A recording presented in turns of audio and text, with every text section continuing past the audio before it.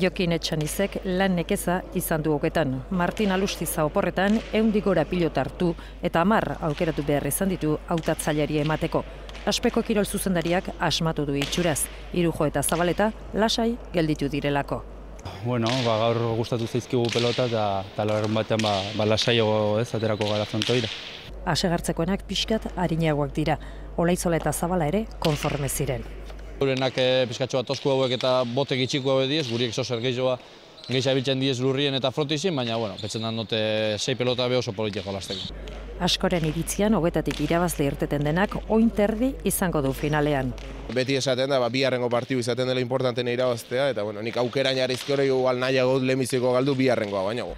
Lehen fasean, 2 partiduak irabazita helduko dira Irujo eta Zabaleta.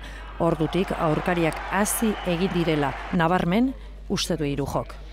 Decían ellos que nos iban a clasificar y les ha sobrado un montón de partidos, ¿no?